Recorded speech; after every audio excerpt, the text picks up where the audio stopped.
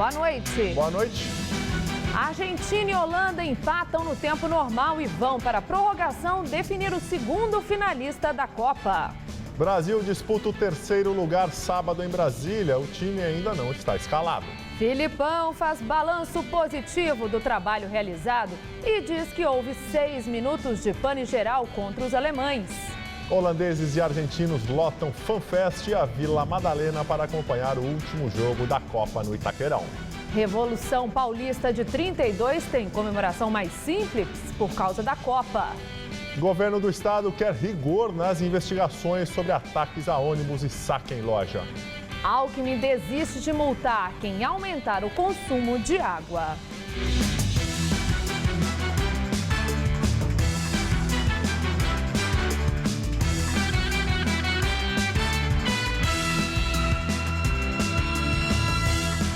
Mesmo em meio à crise de abastecimento, o governador e candidato à reeleição Geraldo Alckmin volta atrás e diz que não há necessidade de multar quem aumentar o consumo de água. Mas, segundo Alckmin, a decisão final cabe à Agência Reguladora de Água e Energia do Estado, a Arcesp. Os reservatórios paulistas vêm sofrendo uma grave crise de desabastecimento. O Cantareira está com apenas 19% da capacidade, isso já contando com a reserva do volume morto.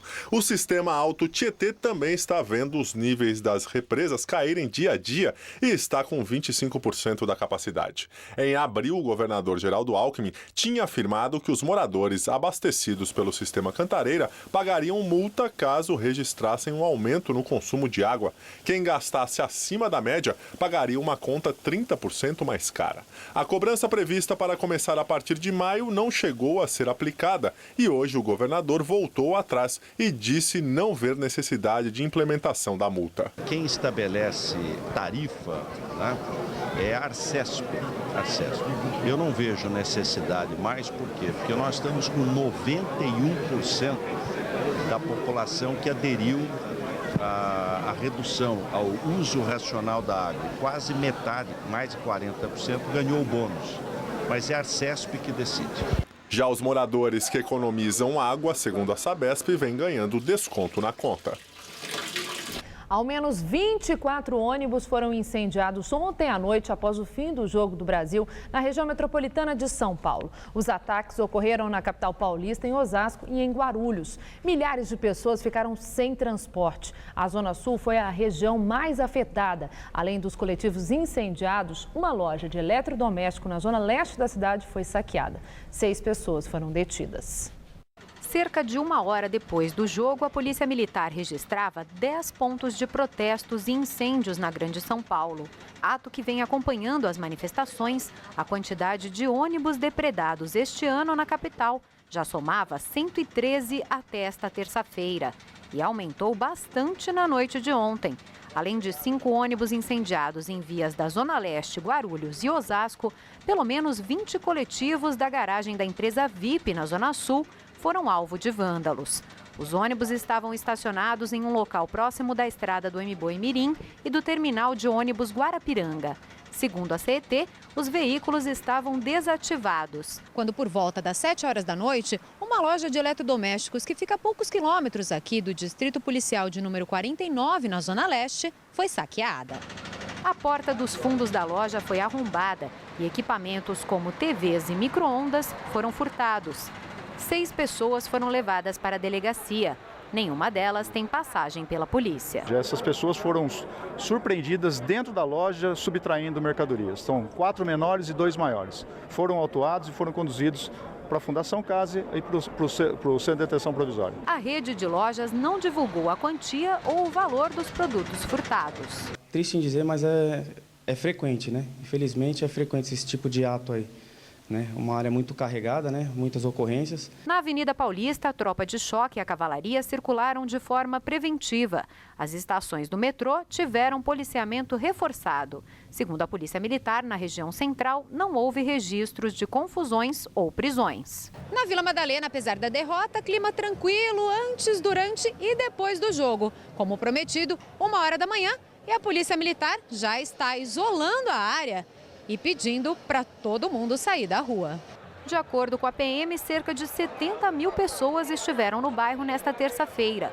Não houve registros de ocorrências, além da retirada de vendedores ambulantes das vias. E ontem, por volta das 2 da manhã, um rapaz de 28 anos ficou gravemente ferido depois de levar uma garrafada de um desconhecido na rua Aspicuelta, na Vila Madalena. E o governador Geraldo Alckmin pediu rigor das investigações após a onda de ataques a ônibus na Grande São Paulo. Sem suspeitos, a polícia ainda investiga o caso dos ônibus incendiados ontem à noite. O delegado-geral da Polícia Civil de São Paulo fala em ação de vândalos. Tratou-se de uma ação isolada numa garagem VIP Sul, não havia câmeras, o próprio vigia que estava lá, o único vigia que estava lá, não viu ninguém entrar, obviamente. Então estamos trabalhando nas investigações, nos suspeitos. A princípio trata-se de um ato de vandalismo. Para o governador, os atos de depredação e saques não eram esperados, apesar da derrota do Brasil por 7-1 no jogo contra a Alemanha. É inadmissível isso, né? Quer dizer, pessoas destruindo patrimônio ônibus que serve ao transporte de quem precisa. Então, todo rigor nesse trabalho. Para evitar novas ocorrências e até mesmo brigas entre torcedores, a ordem oficial é mais policiamento. Hoje, no jogo entre Holanda e Argentina, 3.000 PMs fizeram a segurança nas imediações do estádio em Itaquera, na Zona Leste. Só da tropa de choque, o dobro de homens. A polícia diz que até o final da Copa do Mundo, mesmo sem ter mais jogos aqui para São Paulo, a segurança vai continuar reforçada em vários pontos da cidade, como na FanFest aqui no centro ou na Vila Madalena. Uma das preocupações é a rivalidade entre torcedores, em especial brasileiros e argentinos. Outra questão é a venda de drogas. A polícia informa que atua para coibir o tráfico e já abriu inquérito para apurar denúncias. 9 de julho de 1932, há 82 anos, São Paulo entrava em guerra contra a ditadura da era Vargas para exigir uma nova Constituição para o país. O jornal A Gazeta e seu fundador, o jornalista Casper Libero, tiveram um papel importante nessa história. William serviu o Exército Brasileiro. O avô era marechal. Mas outros parentes fizeram história ao participar da Revolução de 32, que ele cresceu ouvindo falar. Tenho dois primos e um tio que fizeram parte da Revolução, já são falecidos, né? Inclusive o meu tio, ele ficou preso na Ilha das Flores, no Rio de Janeiro. A cerimônia deste ano foi simples, realizada na Academia Militar do Barro Branco, no Tucuruvi, zona norte de São Paulo. Nos anos anteriores, a cerimônia foi realizada na área do Obelisco, monumento e mausoléu criado em homenagem aos combatentes da Revolução, atualmente em reforma. Hoje existem apenas 25 combatentes veteranos ainda vivos. Por causa das idades avançadas, eles não conseguem mais participar desse tipo de evento, mas as famílias garantem que a memória permaneça viva. Meu pai foi revolucionário, então eu trago essa história de 32 desde que eu praticamente nasci. O 9 de julho lembra os heróis da Revolução. Os estudantes paulistas Martins, Miragaia, Drauzio e Camargo foram mortos por forças federais durante um protesto em 23 de maio de 1932, que antecedeu e originou a Revolução, que pedia uma nova Constituição para o país. As iniciais dos nomes deles deram origem à sigla MMDC, que virou símbolo da revolta. Durante a Revolução, os meios de comunicação da época foram importantes para divulgar os ideais paulistas e convocar a população para a luta. O jornal A Gazeta foi o porta-voz da Revolução. De que forma que isso aconteceu? Ele acompanhou passo a passo todos os acontecimentos. O jornal registrava cada momento da guerra. A sede do diário chegou a ser invadida e destruída. O acervo incendiado e seu fundador, o jornalista Casper Libero, obrigado a deixar o país e se exilar na Europa. A Gazeta em si, ela assumiu para si, ela vestiu a camisa. E não foi a camisa da Revolução de 32, mas a camisa de São Paulo. Todo mundo fala, mas São Paulo perdeu a Revolução. Não, nós perdemos a batalha. Tudo que nós queríamos, os paulistas, da reforma na Constituição e diminuir a intervenção do governo, nós conseguimos.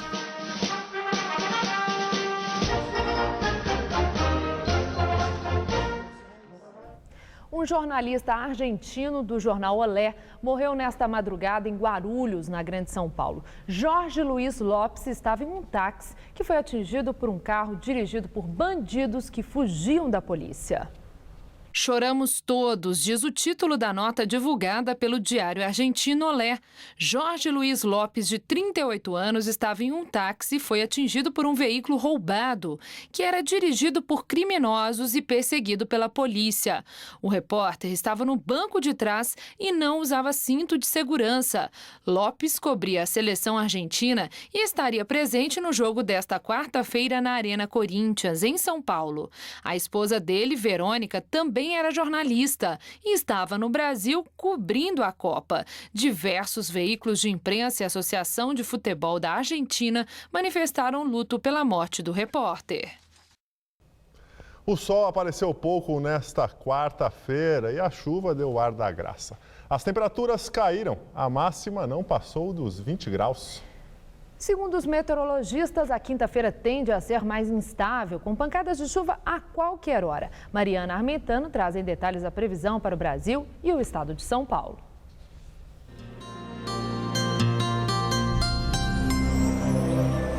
A previsão é de chuva e temperaturas amenas em todo o centro-sul do Brasil. Áreas de instabilidade mantêm o tempo estável, com chuva a qualquer hora, de fraca a moderada intensidade, desde o Mato Grosso do Sul, pegando o norte gaúcho, centro-sul de Minas Gerais até o Espírito Santo. Chove rapidamente entre a Bahia e Sergipe e também de Natal ao Ceará.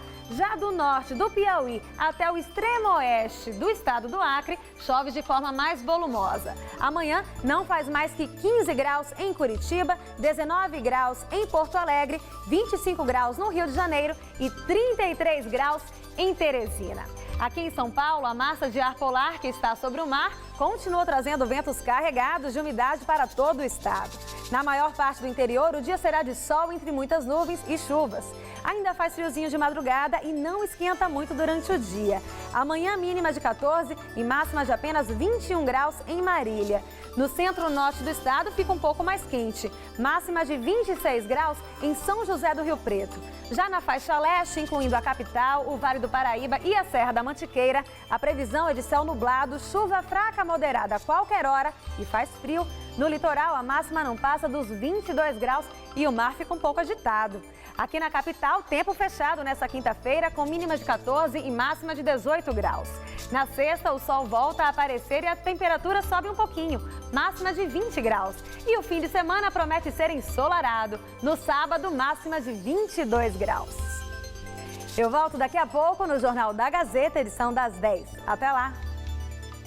A busca por uma alimentação saudável vem influenciando o mercado de orgânicos, que tem uma previsão de crescimento só neste ano de 35%, segundo especialistas. Há 17 anos, José Carlos produz hortaliças sem qualquer defensivo agrícola. Na época em que ele começou, os orgânicos ainda nem estavam na moda.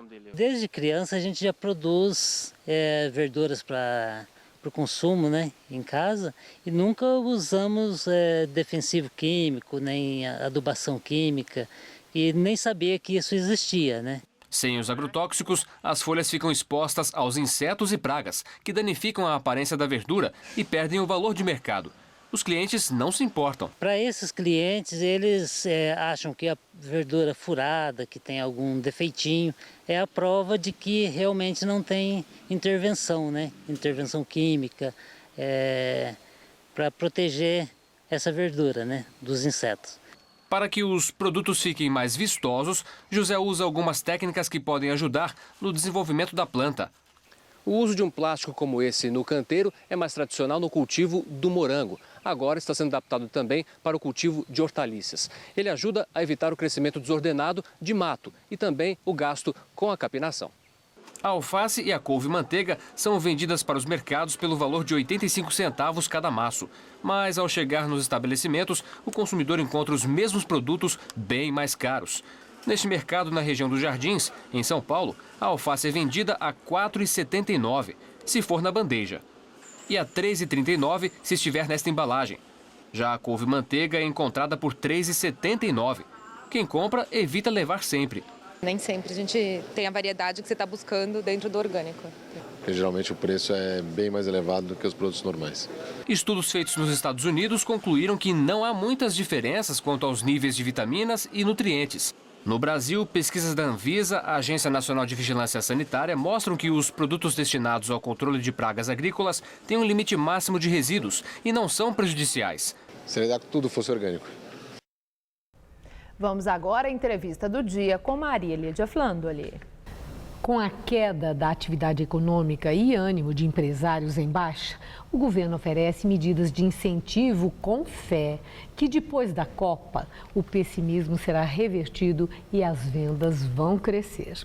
Para falar sobre o humor de empresários e trabalhadores das montadoras de veículos e o nível de confiança, hoje recebemos o economista Luiz Moan, presidente da Anfávia, Associação Nacional dos Fabricantes de Veículos Automotores. Muito obrigada por estar conosco. Eu quero começar exatamente com o ânimo que vocês das montadoras têm expressado nesse 2014, onde anunciam, né, que esperam maior queda na produção e que isso seria a maior queda desde 1998.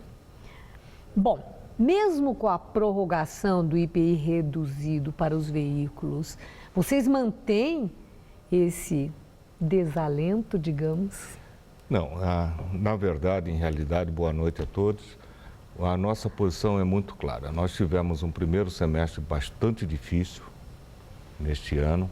Nós tivemos um problema com a Argentina, tocante às exportações, e no mercado interno nós tivemos um menor número de dias úteis nesse semestre, em função de feriados e feriados pontos.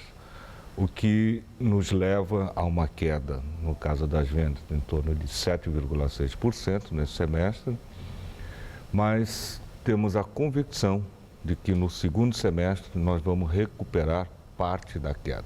Agora, vão recuperar por quê? Em função da manutenção desse incentivo por parte do governo, em função de que no segundo semestre mesmo, em geral, tem um aquecimento, a coisa do fim de ano, onde aumentam vendas, ou há alguma outra razão especial? Bem, em primeiro lugar, a nossa estimativa de crescimento no segundo semestre em relação ao primeiro semestre é da ordem de 14,3%, um crescimento expressivo, motivado por algumas razões. A primeira delas, a manutenção das alíquotas do IPI nos permitem planejar esse volume de vendas. Caso contrário, nós estaríamos falando numa queda de 11%. Teremos no segundo semestre 8 dias úteis a mais de vendas, o que representa por si só cerca de 7% de um aumento do volume de venda. E temos uma sazonalidade histórica que nos permite projetar vendas no segundo semestre superiores ao do primeiro semestre.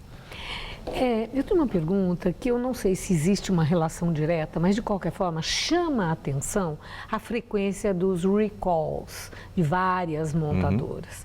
Ou seja, é muita gente que de carro novo é chamado para levar o carro em função de algum defeito que depois aparece. Existe problema no controle de qualidade das montadoras para que aumente a frequência desses recalls e isso pode estar afetando também as vendas por uma perda de confiança, por um temor? Pelo contrário, o nosso entendimento é que o aumento do número de recalls que está acontecendo deriva justamente de uma maior atenção à qualidade. O que as empresas montadoras estão fazendo é detectado uma não conformidade no veículo, muitas vezes causado por parte de peças, no fornecimento de peças, é que nós estamos fazendo recall. Na verdade, nós entendemos isso como uma atitude de extremo respeito ao nosso consumidor. Sempre que uma não conformidade possa implicar numa insegurança ao nosso consumidor, é nossa obrigação realizarmos recall. O governo ficou preocupado com o desânimo dos empresários em todos os setores, tanto que em vários momentos organizou pacotes para dar um alívio. No caso da indústria automobilística, o IPI reduzido para os veículos. Mas o ministro Guido Mantega disse que o seu setor tem que começar a andar com as próprias pernas. Como é que o senhor... Que leitura fez dessa declaração do ministro? Não, eu acho que ele tem uma visão correta do mercado, assim como nós também. O que nós temos hoje, na verdade, é a maior carga tributária do mundo sobre veículos, na forma tradicional de se medir, ou seja, do preço final, qual é a carga de impostos, nós hoje temos cerca de 40%. Pela forma internacional de se medir, que é o imposto adicionado sobre o preço líquido, a nossa carga tributária chega a 55%. Quer dizer, o senhor está dizendo que o carro no Brasil é mais caro que em outros países pela voracidade do governo? Eu não diria a voracidade, mas pelo sistema tributário implementado.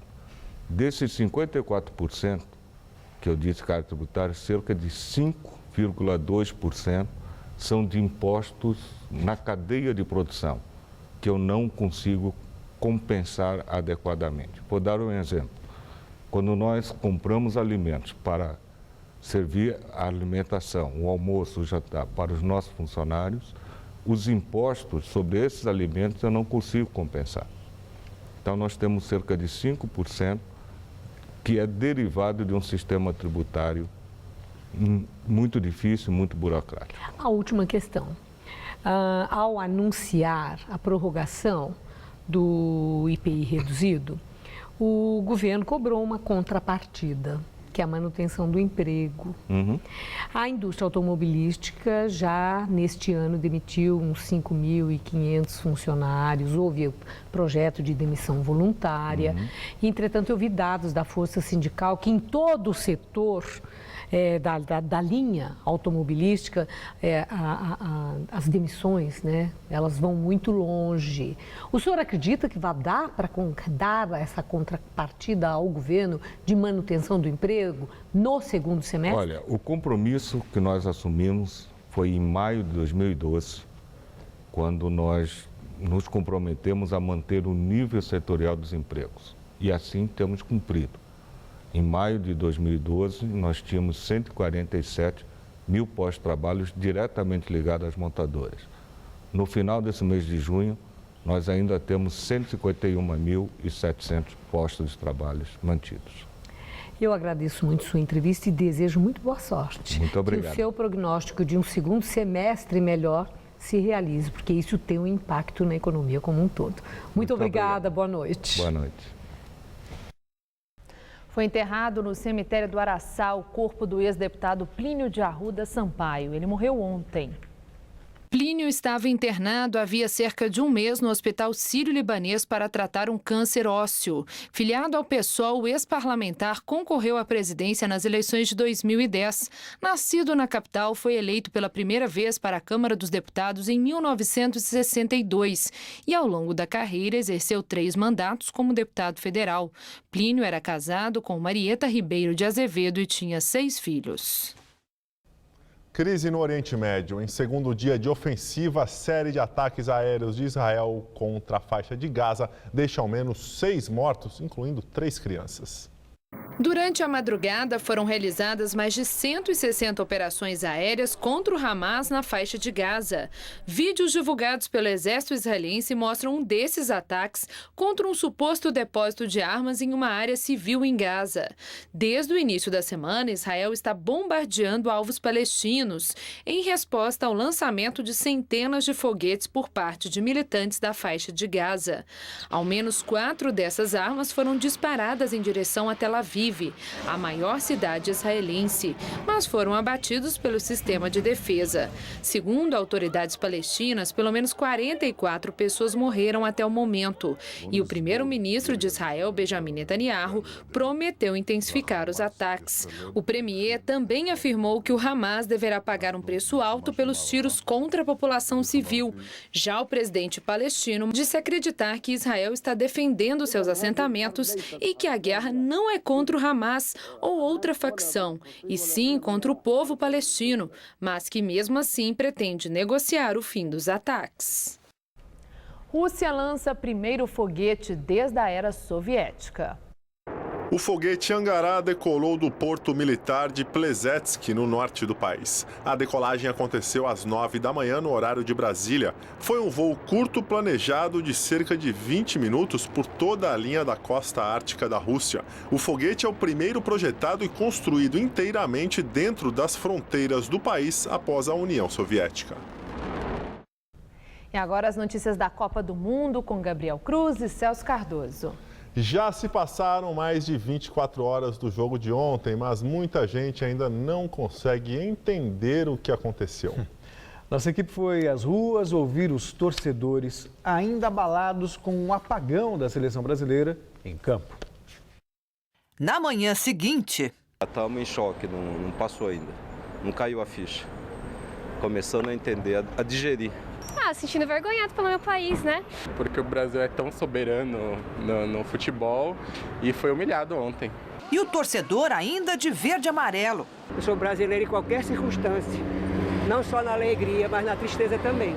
Uma dor lá no fundo do peito. Para quem gosta de esporte, quem gosta de futebol, é frustração.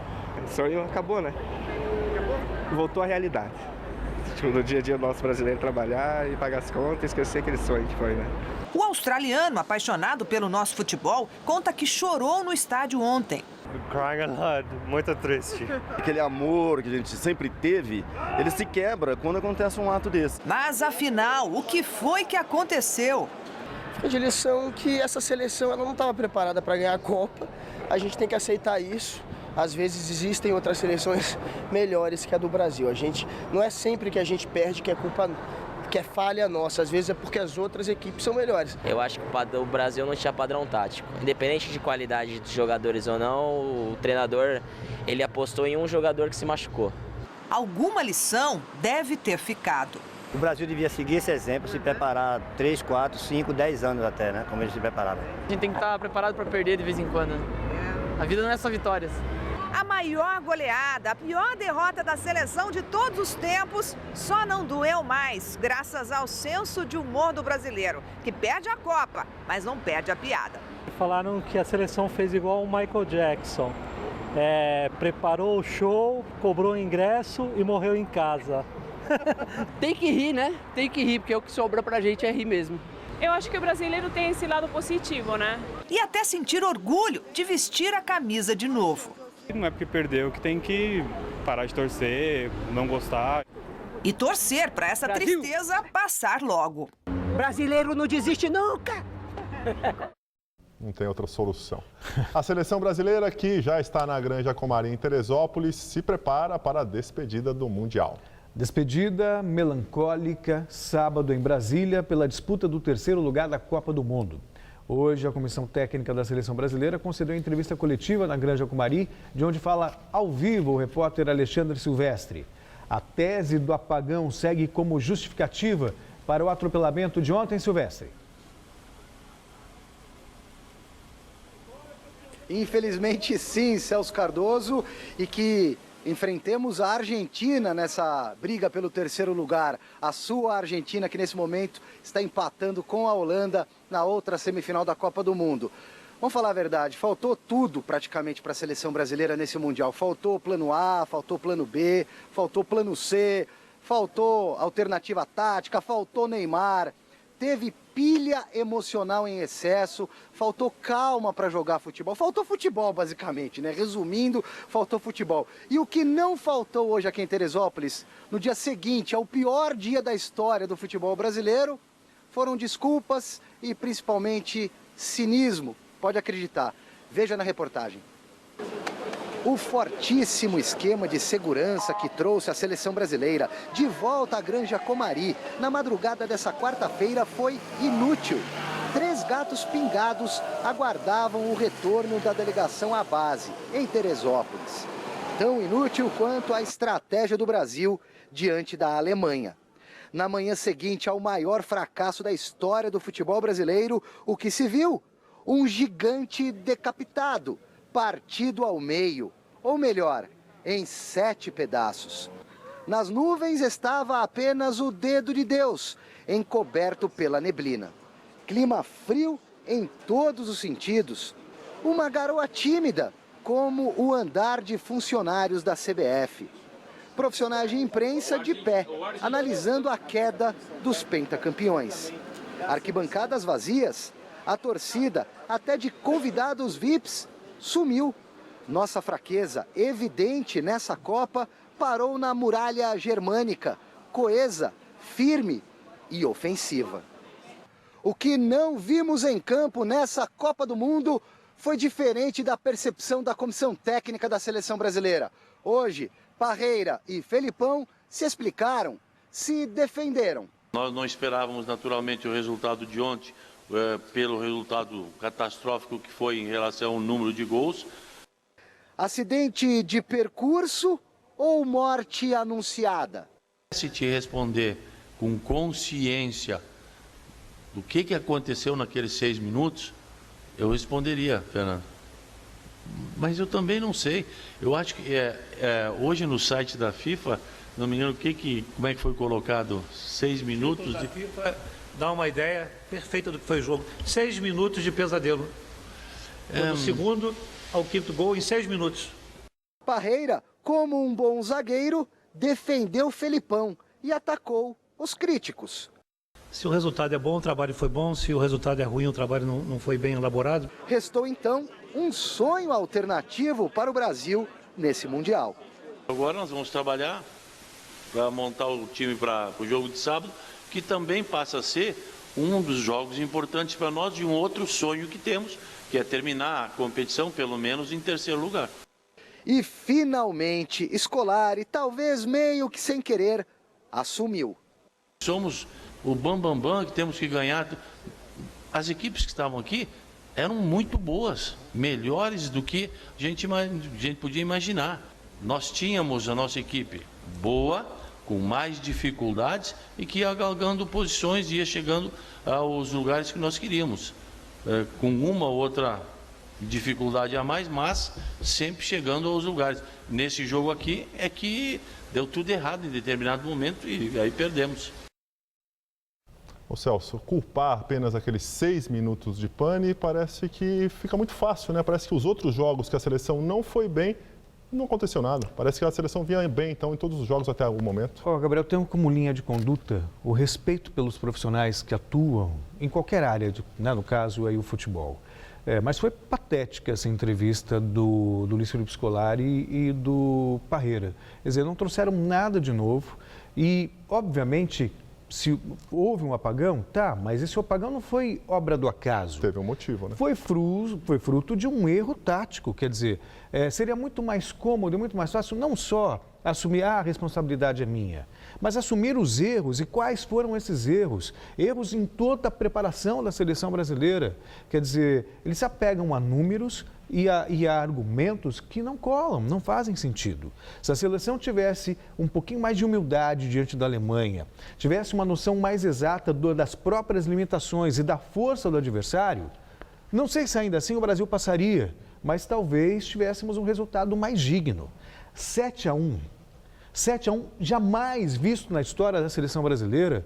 É uma humilhação, é um vexame, e, sabe, um duro choque, de realidade. E em nenhum momento a comissão técnica assumiu o erro ou o equívoco, a tentativa da escalação dos 3 volantes. Do Bernard, muito pelo contrário. Quer dizer, a seleção mal treinou com o Bernard como titular, quer dizer, então realmente é algo amador, para não dizer outra coisa. E isso prova, Gabriel, que nós precisamos de mudança na seleção brasileira. Mas você acha que a mudança é só ali da comissão técnica? Não, ela passa por toda uma estruturação do futebol brasileiro.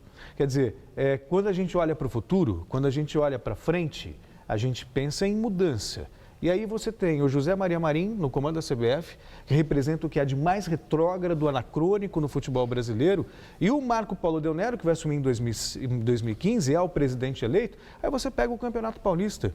Veja como é disputado o Campeonato Paulista, que atrativo tem o Campeonato Paulista. Você pensa na base, veja o que ele fez com a Copa São Paulo de Futebol Júnior, inchada, mais de 100 equipes, valorizando o empresário e não o trabalho. Quer dizer, o que resta é muito desalento. E neste momento vai dando um empate no jogo entre a Holanda e a Argentina. A prorrogação acabou e agora, daqui a instantes, vai começar as cobranças de pênaltis. E um misto de euforia e surpresa marcou a vitória da Alemanha. O vexame surpreendeu até os mais fanáticos torcedores alemães. Veja como a goleada germânica repercutiu na imprensa dos dois países e nas ruas de Berlim. Enquanto a torcida brasileira ainda tentava entender o que aconteceu no massacre do Mineirão, os alemães em Berlim festejavam nas ruas. Um buzinaço de mais de 20 minutos deu início às comemorações. Milhares de torcedores tomaram praças e avenidas da capital alemã no início da madrugada para celebrar a classificação para a final da Copa do Mundo. Hoje aconteceu algo incrível, algo que nunca aconteceu antes. Tal realização soberba é única. Não haverá segunda vez, afirmou esse torcedor, resumindo o sentimento da multidão que festejava a volta da Alemanha a uma final. Os alemães que estavam no Brasil acompanhando a seleção também comemoraram nas ruas de Belo Horizonte, ainda que discretamente para evitar confusão. Alguns já estavam pensando no adversário da final. Nós vencemos a Argentina em 2010, vencemos a Argentina em 2006, por que não venceríamos a Argentina em 2014? Eles não gostam de nós e todo o Brasil vai nos apoiar no estádio do Maracanã contra a Argentina, apostava esse torcedor. E o dia seguinte foi de incredulidade nas ruas, tanto na Alemanha como no Brasil. Acho que o Brasil se perdeu em campo e acabou não jogando aquilo que sabe jogar, entendeu? Acho que a saída do Neymar prejudicou muito o time no emocional e acho que isso fez com que eles se perdessem a partir do segundo gol. Aí a seleção apagou e deu no que deu, né? Eu não sei o que dizer. Foi inacreditável. Um jogo apenas surpreendente. 7-1 que vai ficar na história. Inesquecível. Ótimo. Acho que vamos ser campeões também, afirmou essa torcedora em Munique. As manchetes dos jornais davam um tom do sentimento nos dois países. Enquanto periódicos germânicos traziam títulos como Um Sonho, Sem Palavras, no Brasil, vexame e humilhação foram as expressões mais recorrentes. Esse argentino conseguiu resumir a sensação de todos os torcedores brasileiros. Não se esquece mais. Essa é uma mancha que não se esquece nunca mais. A Federação Alemã de Futebol, através das redes sociais, mandou uma mensagem aos torcedores brasileiros, agradecendo o carinho recebido durante a estadia e solidarizando-se neste momento de frustração. Desejamos tudo de bom e o melhor para o futuro para vocês. A repórter Sabrina Pires está no Vale do Anhangabaú e acompanha a torcida desse jogo decisivo. Sabrina.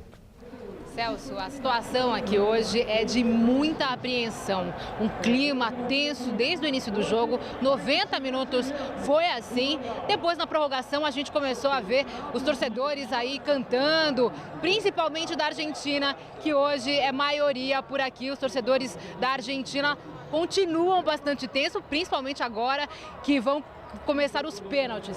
Essa aqui é a FanFest, lotada desde as 3 horas da tarde, 25 mil pessoas. A polícia fechou os portões às 3 da tarde e depois muita gente que veio ver o jogo aqui, de novo ficou para fora. Agora, com o início dos pênaltis, os torcedores começam a ficar mais exaltados, cantando as músicas e esses principalmente, como eu disse, são os argentinos. Depois do jogo, tem a apresentação da cantora Cláudia Leite. Agora um detalhe, apesar de hoje a sensação aqui é que está mais vazio do que nos dias de jogos do Brasil, a polícia está bastante preocupada, a segurança foi muito reforçada, tem inclusive tropa de choque aqui e os policiais disseram que antes do jogo começar, inclusive eles registraram algumas brigas entre torcedores, portanto a preocupação é com essa saída do jogo, mas não tem buzina, não tem corneta hoje, mas o coração pelo menos dos argentinos e holandeses por aqui tá na mão.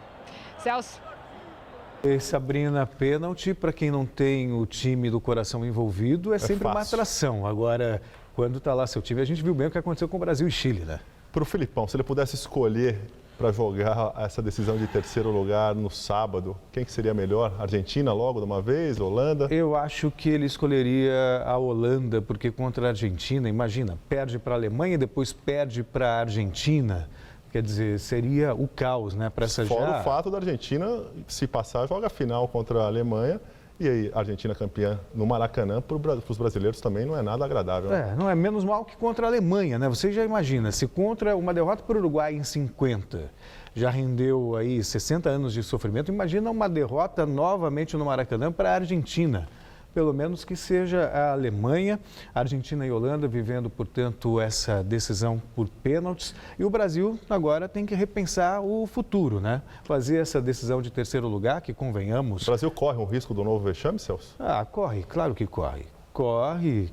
O vexame maior já foi dado, né? Quer dizer, não imagina uma nova goleada, mas corre. E sem falar que também decidir terceiro lugar para os brasileiros nunca foi algo assim importante, atrativo. Quer dizer, o fato de não ganhar a Copa, não disputar a final da Copa em casa, já provocou dano suficiente. Já foi um dano muito grande e de difícil cicatrização, de difícil recuperação. E o que o Filipão, a comissão técnica, tem que fazer? O que dá para fazer para tentar recuperar esses jogadores psicologicamente? Terminar com dignidade a Copa do Mundo? Eu imagino que se a decisão de terceiro lugar for contra a Holanda, ele vai com um pouquinho mais leve, pode até fazer algumas alterações na equipe. Agora, se a decisão for contra a Argentina, até por conta da rivalidade, por tudo que já aconteceu nessa Copa do Mundo, ele vai mandar o que há de melhor na cabeça dele para tentar terminar realmente a Copa do Mundo de maneira digna. É o mínimo que essa seleção pode fazer pelo seu torcedor. Você acha que ele pode colocar a gente para jogar que não jogou até agora, como o Maxwell, o Henrique que jogou pouco? Contra a Argentina, eu não imagino. Ele vai colocar aquilo que ele pensa que é o melhor. E um dos pontos de encontro dos torcedores nesta Copa, Vila Madalena, está sem luz. Gabriel, a Eletropaulo confirmou a queda no fornecimento de energia nas ruas Aspicueta e Morato Coelho. E informou que uma equipe já está no local tentando resolver o problema. Com a falta de luz, as pessoas estão assistindo ao jogo em celulares e tablets. A Polícia Civil do Rio de Janeiro indiciou hoje 12 pessoas sob suspeita de participação numa quadrilha de comércio ilegal de ingressos da Copa. Entre os suspeitos, 11 foram indiciados sob suspeita de cambismo e associação criminosa. O diretor executivo da MET, Raymond Whelan, foi indiciado por associação criminosa e também por facilitar o repasse de ingressos a cambistas, conduta vetada pelo Estatuto do Torcedor. A MET era a única empresa autorizada pela FIFA a comercializar ingressos no Mundial. Agora, o Ministério Público tem 5 dias para decidir se acusa formalmente os 12 indiciados. Os arredores da Arena Corinthians foram invadidos pelos argentinos hoje. Mesmo os que não tinham ingressos para assistir ao jogo dentro do Itaquerão, torceram de pertinho, tomando conta da Zona Leste. A sinalização de trânsito parecia que a torcida era para a Holanda, mas aos poucos os argentinos foram chegando.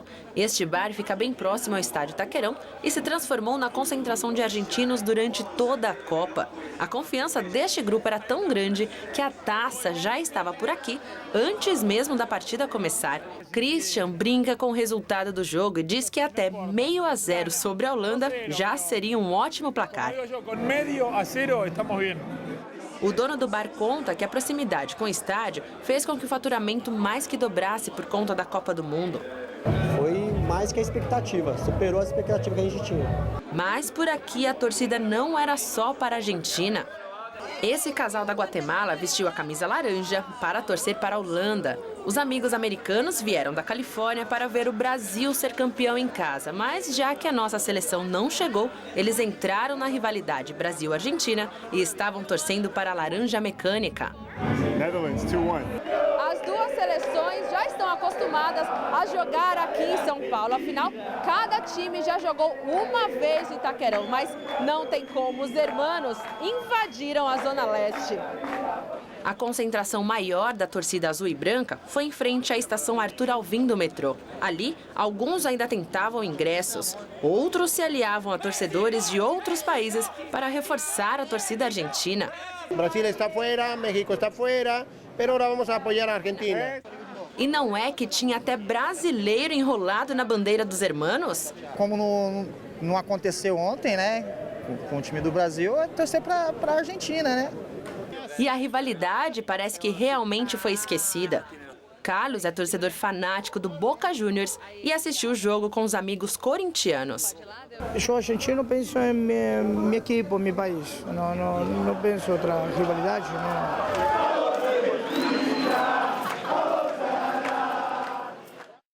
Hoje, a Praça da Luz, no centro de São Paulo, se transformou num pedacinho da Holanda. Se eles já tinham a fama de torcida mais animada da Copa, agora confirmaram esse título. E tem cada figura. Algumas fantasias lembram até o nosso carnaval. De onde vem essa disposição, essa alegria? Somos sempre assim, gostamos muito da Holanda e gostamos de laranja e gostamos de fazer festas. E o que não falta por aqui é o otimismo, mesmo o adversário sendo a Argentina. Frank mora no Brasil há 15 anos e calcula que pelo menos 3.000 holandeses vieram para a capital paulista dar uma forcinha para o time nas semifinais. Eu acho que a torcida sempre são muito importante para a nossa equipe também. Por isso a gente também espera vamos ter muitos torcedores também brasileiros hoje, né? Pessoas que torcem contra a Argentina e torcem para a Holanda. E é claro que os holandeses não podiam perder a chance de fazer a brincadeira com os brasileiros, né? E eu fui vítima agora há pouco. Como é que foi? Como é que foi essa situação? Brasil. Ai. Um lencinho pra chorar. You're crying for Brazil. Sorry. Thank you. Sorte da Patrícia. Ela é casada com um holandês e diz que a Copa ainda não terminou. Meu coração já era metade holandês, metade brasileiro. E agora eu tô Holanda totalmente. Antes da batalha, clima de confraternização com os hermanos. E no meio da festa, olha a amarelinha aí também. Pelo jeito, a torcida dos holandeses ganhou reforço de peso. Fala negócio de argentino, tá Brasil e tal, mas o clima é tão bom que... Vamos ver. Acho que lá no fundinho eu vou torcer pra Holanda mesmo. E no meio de toda essa festa e a expectativa dos torcedores, é claro que um assunto não deixou de ser lembrado nem por holandeses, nem por argentinos. A derrota histórica do Brasil para a Alemanha. Para os holandeses, a responsabilidade é do técnico Felipão. O técnico realmente, ele escolheu errado. A gente estava lá no sofá, na casa dele, torcendo para o Brasil ganhar, né? Porque a gente queria jogar muito contra o Brasil. No Maracanã, mas infelizmente não deu. E será que uma possível derrota deles também vai ser encarada como tragédia? A julgar por esta festa, resultado nenhum parece abalar tanta animação. O holandês brincou ali com o nosso repórter, com o Vinícius, que o Brasil chorou, mas quem está chorando neste momento são os torcedores da Holanda, porque a Argentina acaba de vencer nos pênaltis 4-2. A Argentina, então, está na final contra a Alemanha, né, Celso? Pela terceira vez, já foi em 1986, 1990, pela terceira vez a Alemanha e a Argentina definem uma Copa, né? Mais uma final, na verdade, uma final esperada. Imaginava-se, né, que um Brasil e Argentina ou uma Alemanha e Argentina antes da Copa do Mundo. Claro que se o Brasil passasse pela Alemanha, que era o adversário mais difícil e maior favorita para a conquista do título. Hoje a Argentina suou muito para ganhar da Holanda, 0-0 no tempo regulamentar, 0-0 na prorrogação. E aí nos pênaltis o Schneider e o Vlaai perderam para o time da Holanda, só o Kwiat e o Robben marcaram, enquanto o Messi, Maxi Rodrigues, o Agüero, que voltou de contusão para esse jogo, converteu também, e o Garay. E dessa vez o Silensen estava no gol, né? Porque o Van Gaal fez as 3 alterações permitidas durante o jogo, aí não deu para colocar aquele goleirão que pegou o pênalti contra a Costa Rica, aquela substituição que surpreendeu o mundo do futebol. E o Van Gaal não conseguiu porque ele teve que fazer 2 substituições durante o jogo por contusão, então não conseguiu segurar essa última substituição até o final para colocar o goleiro. Exato. Agora, Celso, o que esperar dessa final? Bom, Alemanha e Argentina é um clássico do futebol. A Alemanha tem um favoritismo, principalmente pelo que fez diante do Brasil, pelo que já tinha feito em eliminatórias, já tinha feito em amistosos. Tem um favoritismo, vai contar com o apoio da torcida. Claro que os argentinos vão em grande número ao estádio do Maracanã, mas teremos lá muitos brasileiros E a Alemanha deve jogar, inclusive, com aquela camisa lá que faz homenagem ao Flamengo, ganhou a simpatia dos brasileiros, até pela conduta pós-jogo, né? A Alemanha humilhou o Brasil dentro de campo, mas em nenhum momento faltou com respeito. Nas redes sociais, os jogadores pediram, falaram que sempre enaltecendo a seleção brasileira, mesmo durante o jogo, tiveram uma conduta exemplar, não fizeram firula, não comemoraram ostensivamente, muito pelo contrário, eles foram muito respeitosos. Imagino que até por essa conduta e também por conta da rivalidade histórica entre o Brasil e a Argentina, o torcedor vai estar com a Alemanha, que, repito, tem um favoritismo. A Argentina tem um bom time e Lionel Messi, o melhor jogador do mundo, um jogador que pode fazer diferença. Mas hoje, por exemplo, bem marcado, pouco ele conseguiu produzir. E a Alemanha tem um conjunto fantástico, um meio-campo que marca muito bem quando não tem a posse de bola, que parte ao ataque com muita velocidade e tem, né, uma precisão na definição muito grande. Nós sentimos na pele isso como brasileiros, né, esse poder de fogo alemão. E aí resta a Holanda no caminho do Brasil na decisão de terceiro lugar. Para o Luiz Felipe Scolari, menos mal. Menos mal porque... Menos pressão, porque menos pressão, claro, imagina, uma sacudida da Alemanha e depois perde para a Argentina de novo, seria um sufoco danado. A Holanda, pelo menos, se tiver uma nova derrota na decisão do terceiro lugar, já somos fregueses históricos. Menos mal. E a repórter Sabrina Pires continua no Vale do Anhangabaú e acompanha a festa da torcida da Argentina. Sabrina?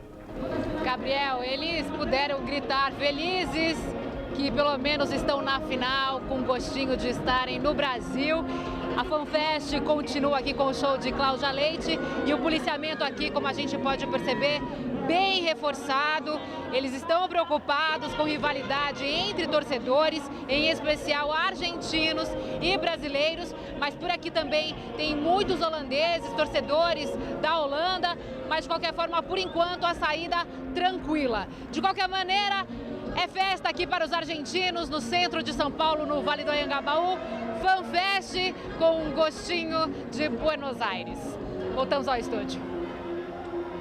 Muito obrigado, Sabrina. Celso, valeu. Boa noite. Amanhã estamos de volta aí. Amanhã tchau, tchau. Sobre a final da Copa do Mundo e a decisão em terceiro lugar. Stella, é com você? Mudanças no Banco do Vaticano. O presidente da instituição e mais 4 funcionários são destituídos dos cargos pelo Papa Francisco. A Santa Sé anunciou nesta quarta-feira o empresário francês Jean-Baptiste de Franciou como novo presidente do Instituto para as Obras de Religião, nome oficial do Banco do Vaticano. Ele substitui Ernest von Freiberg. A mudança na direção do banco inicia a segunda fase de reforma da instituição, que esteve envolvida nos últimos anos em uma série de escândalos financeiros. O lucro líquido do Banco do Vaticano desabou em 2013, passando de quase 87 milhões para 3 milhões de euros. Na Indonésia, candidatos à presidência se declaram vencedores das eleições após o fim da votação. O governador de Jakarta, Joko Widodo, reivindicou a vitória 1h30 depois do final da votação. Pouco tempo depois, seu rival, o ex-general Prabowo Subianto, fez o mesmo. Os primeiros resultados publicados por diversos institutos de pesquisa indicam que o Widodo teria conquistado 53% dos votos, contra 47% de Subianto. Passagem do tufão Neoguri pela ilha de Okinawa, no Japão, deixa 2 mortos e pelo menos 20 feridos. Milhares de residências estão sem energia elétrica, os aeroportos estão fechados e os serviços marítimos estão suspensos no arquipélago. Agora o tufão se dirige rumo à ilha de Kyushu, a segunda mais povoada do país. 2 homens foram atingidos por touros no terceiro dia da festa de São Firmino, em Pamplona, conhecida pela tradicional Corrida dos Animais. Desde o início da celebração, na segunda-feira, ao menos 12 pessoas ficaram feridas. Presidente Dilma Rousseff vai entregar a taça ao time campeão da Copa do Mundo. Mesmo com a derrota do Brasil, o Palácio do Planalto confirmou que não há alteração na programação de domingo, dia da final. Em entrevista exclusiva à rede americana CNN, Dilma disse que não esperava a derrota da seleção brasileira por 7-1, nem em seus piores pesadelos. A presidente também afirmou que o Brasil vai superar essa situação extremamente dolorosa, porque o país sempre se levanta diante da adversidade. E a primeira-ministra alemã, Angela Merkel, confirmou que virá ao Brasil acompanhar a seleção de seu país na grande final da competição. Esta vai ser a segunda partida que Merkel vai acompanhar em um estádio aqui no Brasil. A chanceler esteve na estreia da seleção alemã na vitória por 4-0 diante de Portugal em Salvador no dia 16 de junho. O presidente alemão Joachim Gauck também confirmou presença e estará no Maracanã domingo. E o Jornal da Gazeta fica por aqui. Essas foram nossas principais notícias. Nos pênaltis, a Argentina faz 4-2 na Holanda e está na final da Copa. Brasil disputa o terceiro lugar sábado em Brasília. O time ainda não está escalado. Filipão faz balanço positivo do trabalho realizado e diz que houve 6 minutos de pane geral contra os alemães. Holandeses e argentinos lotam FanFest e a Vila Madalena para acompanhar o último jogo da Copa no Itaquerão. Revolução Paulista de 32 tem comemoração mais simples por causa da Copa. Governo do estado quer rigor nas investigações sobre ataques a ônibus e saque em loja. Alckmin desiste de multar quem aumentar o consumo de água. A edição de hoje pode ser vista daqui a pouco no site youtube.com/Jornal da Gazeta. Mais notícias no Jornal da Gazeta, edição das 10. Uma excelente noite para você. E nós voltaremos no Jornal da Gazeta, edição das 10. Até já.